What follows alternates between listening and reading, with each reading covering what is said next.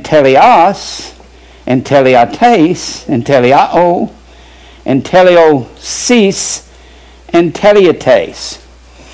All of those are derivatives of the same word. And when you find the word perfect or perfection, perfect, nearly every time you find perfect or perfection, it usually will be this word teleos or teleates.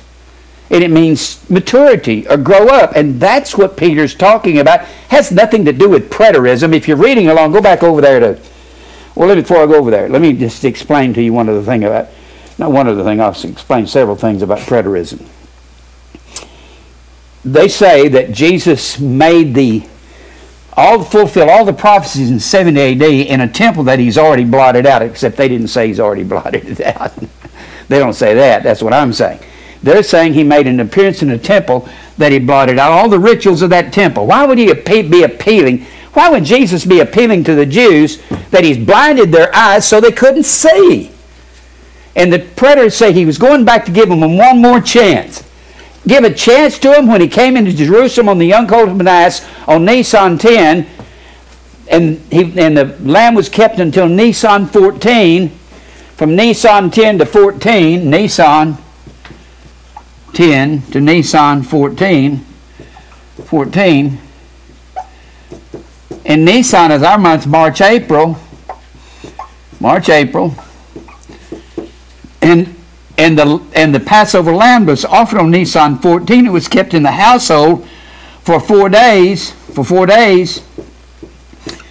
And when Jesus comes in on Nisan 10, he looks out over Jerusalem and said, Jerusalem, if thou hadst known even thou in this thy day the things that belong unto thy peace. But now they're hidden from your eyes. You're blinded. You're blinded. And that was in 33 AD. You could say 32 AD, but 33. We're not really sure which year. Some men will swear by 33, but let's say 33.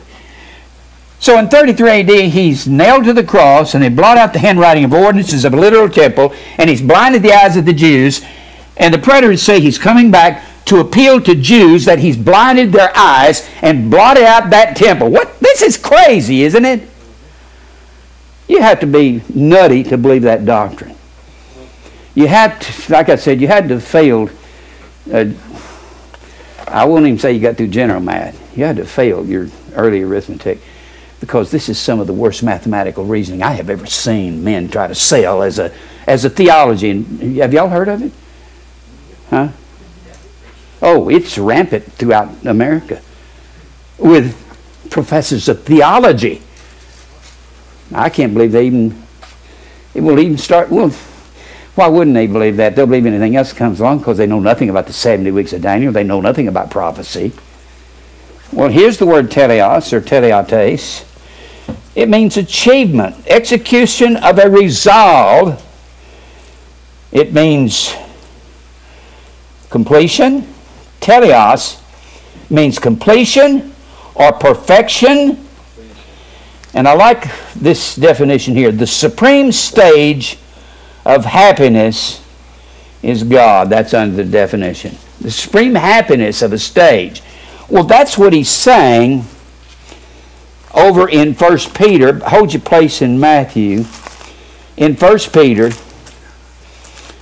when he says, and I'm talking to you here, I hate these doctrines that have been twisted, and it twists the scriptures. I've spent a lifetime studying prophecy. I mean, since I was very young in the early 60s. I was hearing prophecy in the early 50s when I was a kid, when my father and his friends would go somewhere and I'd hear his friends try to preach it, or some professor try to preach at it. And I've been studying it that long. And the reason men will believe this is they do not have a hold on the continuity of Scripture when it comes to prophecy in the 70 weeks of Daniel. That's why they'll say these things. They cannot even understand that. Well, then, you get over here in 1 Peter 4 and verse 7, but the end of all things is near. It actually says the completion, and it's talking about the maturity of the church. Somewhere in the neighborhood of 55, 60 AD, the church is beginning to mature. The church was a baby church when it started. But before I get into the baby church, right before that, he's talking about coming out of, in our past life, in verse Well, he says in verse 1 that Christ suffered for us. We're supposed to have the same mind as he has by maturing and suffering for others to bring them to Christ, and that we should no longer live the rest of our life to the lusts of men.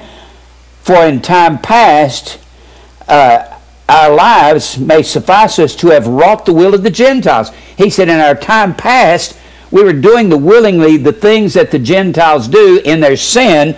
He said we walked in lasciviousness and lust and excess of wine, revelings, banqueting, abominable idolatries, wherein they think it strange that we run not with them to the same excess of right.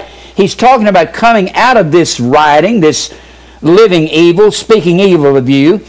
And then he says we're supposed to come out of this and mature. And then he says, wherein they think it strange that you don't run with them to the same excess of right, speaking evil of you. He says, they think it's strange that you're maturing the way you are in some other area, and it's in being a true believer and walking in the commandments of God and putting away the old man. Then he says, who shall give account to him that is ready to judge the quick and the dead? And for this cause was the gospel preached unto them that are dead. And of course, the gospel is being put to death in the flesh and quickened by the Spirit. That is the gospel. Quickened, zoompao, means to be resurrected. So we're resurrected by the Spirit daily because we die daily. And this is how we mature. And this is the gospel according to 1 Corinthians 15, 1 through 4. The resurrection is the gospel. Resurrection means to come to life after dying. So this gospel is preached unto them that are dead, the dead elect. We preach it to them, that they might be judged according to men in the flesh, but live according to God in the Spirit. But the end of all things is near. God doesn't just take a vacation off of this maturing of the saints and just go boom out in space and go crazy. God doesn't do that. The subject is the same.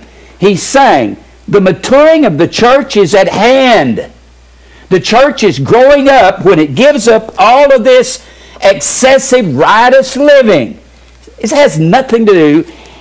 And the preterists have taken this verse, and since Peter wrote these messages that he wrote to the Gentiles, he wrote these somewhere around 55 to 60 AD. They're saying, see, the end of all things, or the end of the age is near. It'll come in 70 AD when Christ appears like a lightning bolt in the temple in Jerusalem to make a final appeal to the Jews, but he's already canceled out that temple and he's blinded the eyes of those Jews. So why is he going to appeal to somebody to do something that he knows they can't do and he doesn't want them to do because he's blinded their eyes and opened up the eyes of the Gentiles or the spirits in prison? Doesn't that make sense? This stuff sounds crazy. Preterism is one of the nuttiest doctrines that has just roamed through the churches. Let me tell you guys that's preaching this, we've had some leave here that's preaching. Only reason you're